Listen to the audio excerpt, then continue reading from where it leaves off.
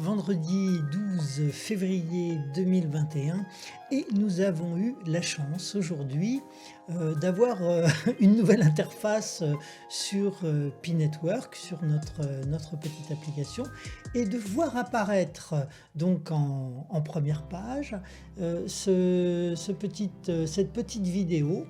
Une petite vidéo sur laquelle nous allons voir en fait trois utilisateurs de Pi-Network qui échangent sur le sujet. Alors on nous les met en première page pour que nous puissions les écouter. Malheureusement, ils parlent en anglais. Alors ça peut être sous-titré en anglais, si vous en sortez en anglais ça va, mais ce que je m'apprête à faire aujourd'hui, c'est de vous raconter l'ensemble des éléments qu'ils vont aborder. J'ai trouvé ça relativement intéressant en l'écoutant. Alors bon, je vais rajouter aussi un petit peu mon point de vue. Ce sont des utilisateurs de la première heure. Alors évidemment, ils ont de l'expérience, en plus de l'expérience de Pi-Network, bien qu'ils le rappellent facilement eux-mêmes, des utilisateurs de la première heure, ça veut dire que ça fait 1 an et demi qu'ils sont sur Pi. En revanche, ils connaissent évidemment les crypto-monnaies, alors c'est d'autant plus intéressant. Et nous allons voir un petit peu ensemble tout de suite de quoi il s'agit, de quoi est-ce qu'on parle. Alors, le premier sujet, je vais essayer d'aller assez vite quand même, le premier sujet qu'ils vont aborder est celui des portefeuilles custodiales ou non custodiales, c'est-à-dire custodiales, ce sont les portefeuilles de crypto-monnaies que l'on garde sur un site, sur un serveur, comme par exemple actuellement lorsque l'on mine sur Pi-Network, on voit s'afficher le nombre de Pi que l'on possède. On peut considérer quelque part qu'il s'agit d'un portefeuille custodial, c'est-à-dire que vos Pi, vos crypto-monnaies sont bloquées sur un serveur et là c'est vraiment bloqué, mais ce que je veux dire surtout, c'est qu'elles sont hébergées. Donc l'administration, enfin la core team, l'équipe qui dirige Pi-Network nous a proposé récemment de réfléchir à ce que nous aimerions, un portefeuille custodial, un portefeuille non custodial. Alors si un custodial, il s'agit d'un portefeuille qui se situe sur un serveur, un non custodial, ce serait un portefeuille, voyez, qui serait évidemment sécurisé et qui serait un portefeuille que vous pouvez prendre avec vous, que vous pouvez prendre chez vous, que vous pouvez amener quelque part. Et bien entendu, comme je remets la photo, comme c'est un portefeuille, voilà, on peut le perdre. On peut le perdre, on peut aussi se le faire voler, et puis les personnes qui vous le volent peuvent utiliser, enfin si elles accèdent, elles peuvent utiliser bien sûr vos crypto-monnaies. Alors maintenant, pour se le faire voler, c'est pas suffisant de voler le portefeuille qui ressemblera probablement à quelque chose comme ça plutôt. Vous voyez, ça c'est un portefeuille, ils appellent ça les cold wallets. Cold wallet, c'est un portefeuille non custodial. Alors un ledger.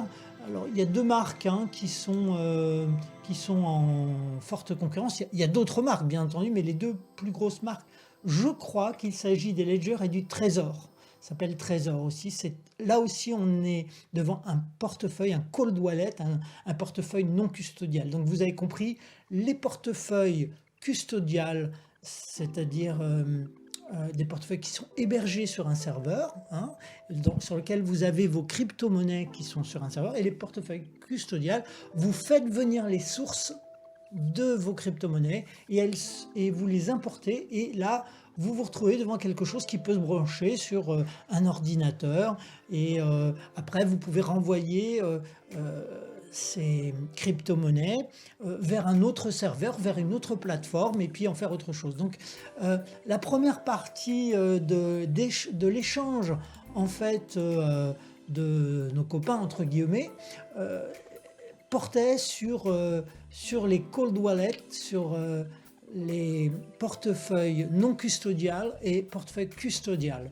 Alors, c'est intéressant de savoir qu'environ 80 à 90% des gens, moi j'en fais partie, c'est ce que j'avais répondu, préfèrent un wallet non custodiable, c'est-à-dire quelque chose qui s'emporte avec vous, qui vous téléchargez vos crypto-monnaies, c'est un code et il est sur un appareil qui est avec vous. Alors le problème évidemment de ce genre d'appareil, rappelons-le, c'est que il y a besoin d'une grande sécurité, c'est fait pour qu'on ait du mal à vous le voler.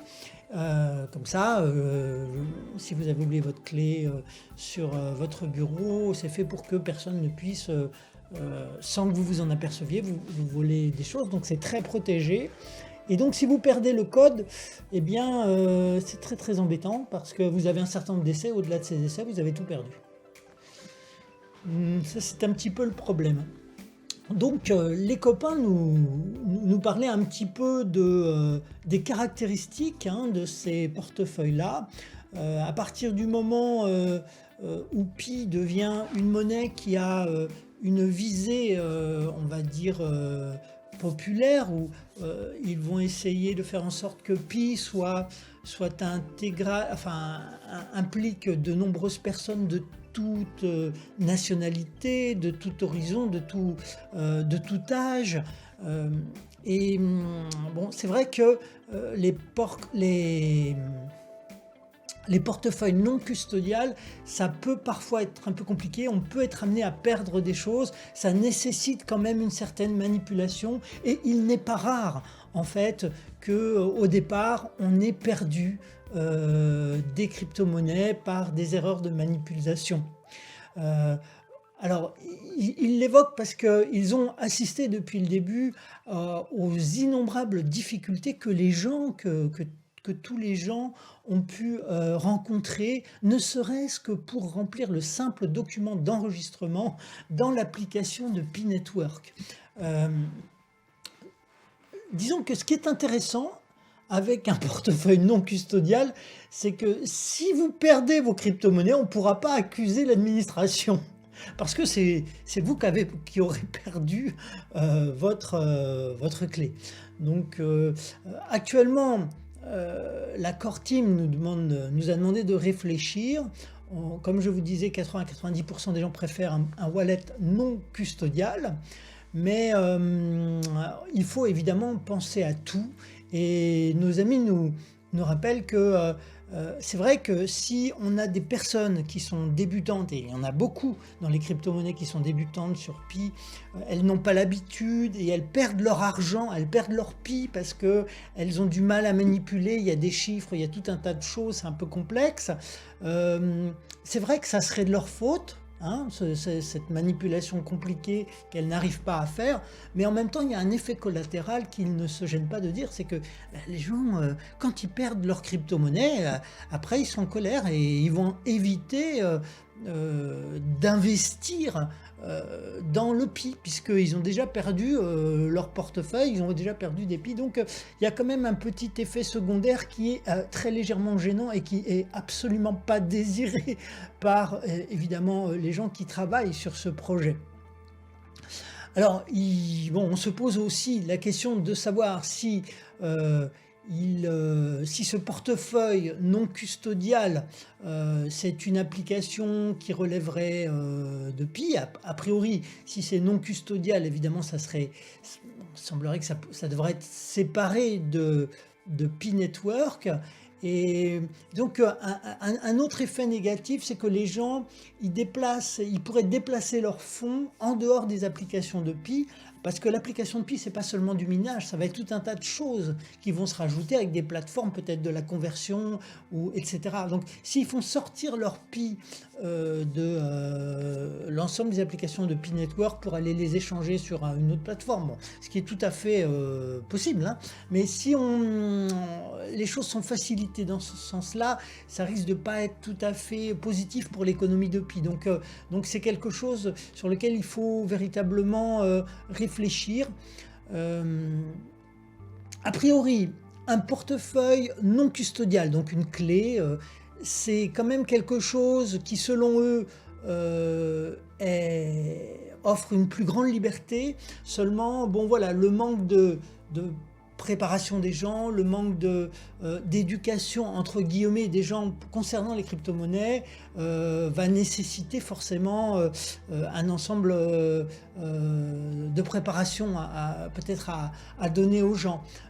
Ils nous rappellent d'ailleurs ces gens-là qu'il est très important par exemple, hein, parmi les éléments auxquels nous devons tous faire attention, il est très important de ne jamais révéler le montant de notre portefeuille. Il est très important de ne pas attirer l'attention sur le fait qu'on a des crypto-monnaies, que de ne pas révéler même le nombre de Pi que nous pouvons avoir aux gens autour de nous. Parce que lorsque le cours du Pi va augmenter, eh ben, les personnes qui ont fait un peu trop de bruit peuvent devenir effectivement la cible d'escrocs. Ce n'est pas quelque chose de forcément rare. Vous voyez, et il y a eu beaucoup de précédents dans ce domaine-là. Donc il faut se comporter avec les crypto-monnaies comme on se comporte avec notre argent habituellement, quoi. Il n'y a aucune raison de dire à tout le monde combien on a en banque, ou même simplement d'envoyer des Pi à quelqu'un qui vous les a demandés par email, juste comme ça. Vous voyez, il faut se rappeler que quand on envoie des crypto-monnaies, eh bien, il n'y a pas la possibilité de les récupérer. Si vous envoyez 100 Pi, nous disent-ils, nous disent les copains, si vous envoyez 100 Pi, eh bien, vous ne pourrez pas les récupérer à moins que l'autre personne ait décidé de vous les rendre, mais toute transaction est irréversible. Alors, il faut rester prudent, hein, ça fait partie de leurs conseils. Les gens peuvent désirer vos Pi ou vos bitcoins, si vous avez du coin, ou votre argent, donc ils peuvent essayer des mauvaises choses. Il faut être prudent. Et il faut être prudent, y compris lorsque on paye à quelqu'un, lorsqu'on envoie de l'argent. Si vous vous trompez d'adresse destinataire, que vous envoyez l'argent à quelqu'un d'autre, c'est irréversible. Et au départ, c'est pas mal que la valeur du Pi soit basse, parce que les gens font des erreurs, on fait des erreurs, on fait tous des erreurs, et donc les gens perdent des Pi, comme ça, bêtement, par manque de rigueur. Donc c'est pas mal si on peut même avoir plusieurs comptes sur lesquels on va mettre par exemple des Pi, 2-3 comptes. Il y en a un sur lequel on va faire les dépenses, et puis les autres, le gros volume de Pi, on le met ailleurs. Vous voyez, ça peut être intéressant de gérer comme ça, par prudence. Voilà. Alors, on va quand même dire un mot sur les portefeuilles custodiales, sur le portefeuille custodial. Bon, ne croyez pas qu'il n'y a pas de risque quand vous avez un portefeuille custodial. C'est ça le problème, c'est que vous pouvez avoir un portefeuille custodial, c'est-à-dire votre argent et vos Pi, vos crypto-monnaies sont à l'abri, vous semble-t-il, sur un serveur, hein, parce que souvent on fait ça, nous disent-ils, parce que bon, on n'a pas confiance en soi, alors on se dit bon, on va avoir confiance en une tierce personne qui va abriter nos crypto-monnaies. Mais en réalité, les copains nous disent, c'est un petit peu comme si vous quittiez la maison et vous donnez les clés à quelqu'un, et aussi longtemps qu'il a les clés, à n'importe quel moment, il peut rentrer dans la maison et faire ce qu'il veut. Et il dit, c'est triste de le rappeler, mais il y a eu de nombreux exemples dans l'univers des crypto-monnaies et des affaires. Il y a de nombreux hackings qui ont eu lieu. Donc, nombreuses escroqueries où les gens se sont fait voler leur crypto-monnaie, et c'est même en millions que ça se passe, en millions d'euros, en millions de dollars. Hein, d'ailleurs, l'Ethereum, alors ils ne nous le disent pas, c'est moi qui vous dis, mais si l'Ethereum est divisé en deux parties, hein, Ethereum classique et puis Ethereum version 2, c'est à cause d'un problème comme ça. Parce que dans l'Ethereum classique qui était le premier, on s'est aperçu qu'il y avait une faille, et donc ils ont modifié le code, mais il y a des gens qui n'étaient pas d'accord avec la modification du code, ils sont restés sur le premier. Mais il y a quand même eu il y a quand même eu des gros vols. Et le problème, c'est que quand vous avez un hack, donc une escroquerie comme ça, quelqu'un qui triche et qui vole quelqu'un d'autre, s'il a un portefeuille custodial, donc la personne a fait tout ce qu'il fallait, c'est même pas de sa faute, et eh bien le portefeuille custodial se fait voler, il ne faut pas croire que le voleur va s'arrêter à un portefeuille. Il va faire le reste. Donc ils nous disent, c'est un peu comme si ça devenait un château de cartes après et qui s'effondre, quoi. Donc c'est pas évident parce que le portefeuille custodial peut aussi avoir des problèmes et sans que vous ayez fait la moindre erreur. Alors, ce qui serait intéressant, nous disent-ils, c'est que les portefeuilles, de toute façon, puissent intégrer des places de marché reconnues, parce qu'il y a des places de marché sur lesquelles, par exemple, Binance, mettons, voilà, si votre portefeuille peut s'intégrer à ça, c'est plus facile, vous voyez, parce que ça facilite un certain nombre de choses. Soudain, vous pouvez échanger plus facilement contre telle ou telle crypto-monnaie ou contre telle ou telle, comment dire, monnaie fiduciaire, hein, euros, dollars, etc. La façon, de toute façon, dont les choses sont faites actuellement, comme on le disait tout à l'heure sur P-Network, nous avons quelque part déjà un portefeuille custodial qui est intégré, hein, on l'a dit. Donc c'est assez intéressant parce que c'est assez comment dire, c'est assez intuitif. Et c'est facile à comprendre pour beaucoup de personnes. Vous voyez, c'est intéressant de savoir aussi qu'il n'y a jamais eu autant de monde dans un espace crypto comme il y en a pour P-Network à ce stade de développement. Vous voyez ce que je veux dire? C'est-à-dire, vous avez eu aucune crypto-monnaie qui a, par exemple, aujourd'hui on est plus de 12 millions, alors que c'est pas encore lancé, vous voyez? Voilà, donc ça c'est intéressant. Alors maintenant vous avez des crypto-monnaies qui mènent, enfin par exemple le Bitcoin, maintenant il y a 100 millions de personnes, vous voyez, mais seulement ça fait 10 ans qu'il est lancé. Nous on est, pour le P-Network, on n'est pas encore lancé, on est à 12 millions, c'est-à-dire que il y a déjà plus d'utilisateurs sur P-Network que sur certaines crypto-monnaies qui sont dans les 100 premières crypto-monnaies. Oui. Donc voilà, il faut arriver à faire quelque chose qui soit satisfaisant pour tout le monde. Et donc, les copains nous disent, eh bien, peut-être que le mieux, ce serait d'avoir les deux, de construire les deux portefeuilles, c'est-à-dire un portefeuille custodial et une option pour ceux qui préfèrent une plus grande liberté, avec l'option de pouvoir les transférer sur un portefeuille non custodial. Voilà un petit peu ce qu'ils nous disent. Et puis, ils ont commencé à parler d'un sujet un petit peu différent. Ils se sont demandé, à votre avis, où sera P-Network dans une année?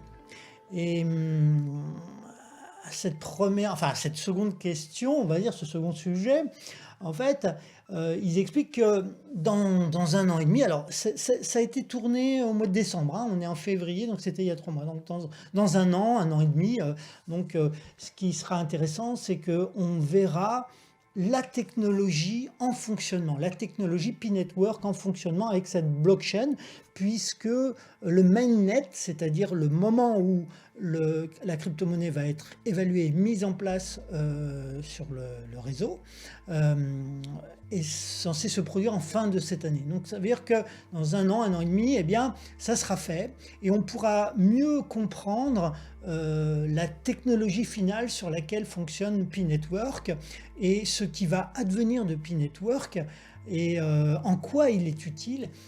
Et Et c'est là où ça va être intéressant parce que, il y aura, probablement beaucoup plus de personnes qui rentreront dans ce réseau qu'il peut y en avoir actuellement. Parce qu'actuellement, les gens ne comprennent pas tout, ils ne voient pas très bien où est-ce que ça va. Ils ont intuitivement, ils ont compris qu'on allait vers une monnaie, mais si on leur parle de smart contract, pour la plupart, ils n'ont pas d'idée de ce que ça peut avoir à faire avec le Pi, par exemple.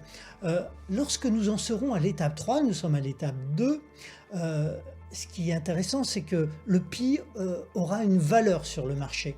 Et les gens qui ont miné pourront à ce moment-là, à partir de cette valeur sur le marché, échanger le Pi contre autre chose. Et puis, je dirais, acquérir des choses. Alors, ils pourront montrer, nous disait-il, ils pourront montrer, tiens, voilà les achats, voilà cette paire de chaussures, je l'ai acheté avec des Pi, etc. Et c'est ça qui fait que beaucoup plus de gens auront envie de se joindre à la communauté et que les annonces concernant les publicités, même concernant Pi Network, vont se répandre beaucoup plus rapidement parce que les gens comprendront à ce moment-là que effectivement on peut avoir du Pi et en plus l'échanger immédiatement et le transférer. Enfin, vous voyez, ça va être quelque chose de beaucoup plus fort. Mais ils nous invitent à bien, ils s'invitent entre eux, parce qu'ils parlent entre eux, ils s'invitent à réfléchir à cette crypto, enfin au fait que il n'y a pas de crypto-monnaies qui ont été lancées avec, là aujourd'hui on est 12 millions, mais si ça se trouve en fin d'année quand on va être lancé, on sera peut-être 30 millions. Vous voyez, et voilà, donc ils nous invitent à réfléchir là-dessus. Un autre sujet, donc toujours dans la continuité de cette intervention, ils se sont demandé si effectivement la possibilité de minage devait être interrompu lorsqu'arrivera le mainnet. Est-ce qu'on doit fixer un nombre absolu, un nombre maximum de pi, ou une date limite? Voilà. Ils se sont posé un peu la question. Alors, bon, l'un des participants donc, disait que bon, c'est vrai que c'est intéressant pour les nouveaux venus d'avoir cette possibilité de minage. Parce que, outre le fait que c'est plus convivial, ça permet de mieux pénétrer le système Pi Network. Et plutôt que d'arrêter brutalement la possibilité de minage, peut-être que la réalisation d'un autre halving, alors le halving, vous savez, c'est quand ils ont divisé par 2 les taux de minage. C'est-à-dire que au départ, quand on minait dans Pi Network, ça récoltait plus. Et puis, ça a grandi en communauté, ils ont divisé par 2. Puis ça a grandi encore, ils ont divisé par 2. Et là, ils viennent de diviser au mois de décembre. Et si j'ai bien compris, c'est la 4e fois qu'ils divisent, en fait. D'après ce que disait l'une des personnes. Donc, peut-être que refaire une division comme ça serait peut-être une solution satisfaisante, suffisante même, plutôt que d'arrêter strictement. Peut-être aussi, pense-t-il, qu'il faudrait faire autre chose que d'appuyer simplement sur un bouton. Peut-être pourrait-on ajouter des activités qui permettraient de gagner des Pi, voilà, qui permettraient aux gens aussi donneraient aux gens le temps de mieux comprendre le système. Voilà. L'un des intervenants, Natko, celui qui est tout en bas, dit que, en fait, il pensait que ce serait peut-être pas mal d'arrêter les possibilités de minage quand on sera 100 millions. Selon lui, ce qui serait le mieux, ça serait d'abord d'atteindre les 100 millions et ensuite faire le halving, c'est-à-dire la réduction du taux de minage par 2, juste avant l'évaluation, avant le mainnet. Pour lui, c'est ce qui est le mieux. Alors, ensuite, lorsque le mainnet arrive, à la limite, il n'y aurait pas forcément il dit en fait, ce qu'il faudrait faire, c'est pas arrêter le minage, mais c'est arrêter la création d'argent. Alors, qu'est-ce qu'il veut dire par là? Alors, je suppose, alors c'est mon interprétation, qu'il fait référence au fait que, vous savez, là, on a, je ne sais pas combien on on a de pi réparti sur l'ensemble des utilisateurs, mais ça doit relever peut-être de quelque chose de l'ordre de 5-6 milliards, pardon, quelque chose comme ça. Mais il y a sur ces 6 milliards un certain nombre de personnes qui ont miné et qui se sont arrêtées, qui en ont eu marre. Il y a des gens aussi qui ont créé d'autres comptes. Il y a des gens qui ont... Alors quand vous créez d'autres comptes, évidemment c'est illégal. Il y a des gens qui ont fait différentes choses, enfin qui ont fait des choses qui sont illégales. Et ces gens-là, ils ont donc des comptes avec des pis. Et ces pis-là, ils ont été préminés, ils sont bien dans ces comptes-là. Sauf que comme c'est illégal et que bientôt il va arriver le KY, Know Your Customer, KYC, c'est-à-dire ils vont faire des vérifications d'identité, etc. Il y a un certain nombre de personnes, on va voir qu'ils ont 100 comptes, il y en a d'autres, on va voir qu'ils ne sont pas majeurs, il y en a d'autres, on va voir ceci, cela. Et donc il va y avoir des comptes bloqués. Et dans ces comptes, il y aura des crypto-monnaies. Et ces crypto-monnaies, normalement, il faut les brûler. Alors peut-être qu'il fait référence au fait que plutôt que de les brûler, ce serait bien d'arrêter de créer de l'argent et puis on redistribue ça avec le minage, par exemple. Alors, je suppose qu'il a voulu dire ça, mais j'en suis pas sûr. Hein. Alors, bon, pour lui, ce n'est pas pertinent en tout cas de bloquer le minage, parce que à ce niveau-là, parce que l'écosystème va, à partir du moment où on va avoir des applications de marketplace, c'est-à-dire où le pi va pouvoir s'échanger, on va pouvoir acheter des choses, etc., etc., eh bien l'écosystème va grandir de façon exponentielle. Il y aura de plus en plus de monde. Et pour lui, c'est là que l'économie débute. Alors arrêter le pi, c'est un petit peu dommage. Et surtout quand les gens vont vraiment comprendre qu'ils peuvent collecter quelque chose et instantanément l'échanger pour acheter pour des biens ou des services, et en plus ça va se faire peut-être même avant même l'évaluation de la monnaie, parce que vous savez qu'entre nous déjà il va y avoir bientôt des choses de possibles. Donc pour lui, voilà, l'écosystème il va grandir de façon exponentielle, et que on ne peut pas prévoir le nombre de personnes qui vont rentrer dans Pi. Ça pourrait être très important. D'ailleurs, l'un des copains nous rappelle que, bon, à un moment donné, personne connaissait l'application Zoom. Et puis, soudain, il s'est passé quelque chose et il y a eu 200 à 300 millions de téléchargements de Zoom. Vous savez, cette application qui permet de faire un peu comme Skype, disons. Il y a eu 200 à 300 millions de téléchargements à l'espace d'un mois. Vous voyez ? Donc ça, c'est absolument fulgurant. Et ce qui s'est passé avec Zoom, nous dit-il, ça pourrait, pourquoi pas, aussi se produire avec Pi. Après tout, Pi est gratuit, et puis il est valable pour toutes les personnes qui ont un téléphone portable. Alors, en conclusion, si on ouvre nos yeux et nos oreilles à propos de Pi, on va s'apercevoir qu'au fur et à mesure, il y aura de plus en plus d'informations précises, positives, qui nous permettront de comprendre que cette application Pi Network est populaire et pourquoi elle est populaire. La plupart des gens... Ah oui, c'est Natko qui dit ça. Il pense que la plupart des gens qui sont dans cette crypto-monnaie, même dans le projet Pi, sont là pour de mauvaises raisons. Intéressant, vous allez voir. Parce que pour lui, les gens qui sont là, pour la plupart, ils veulent échanger le Pi contre des monnaies fiduciaires et après, bon voilà, ils veulent s'en servir comme ça. Mais pour lui, les monnaies fiduciaires, l'euro, tout ça, ça va stopper. Le futur fonctionnera avec des micro-économies et une économie digitale, même si les crypto-monnaies sont des monnaies digitales, pour l'instant, les gens préfèrent encore les monnaies fiduciaires.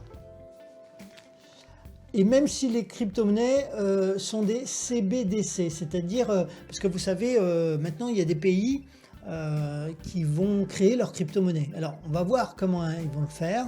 C'est en train de se faire actuellement, hein. Il y en a qui sortent. Est-ce qu'elles sont contrôlées par des banques centrales, comme les monnaies fiduciaires, hein? On appelle ça les CBDC, Central Bank Digital Currency.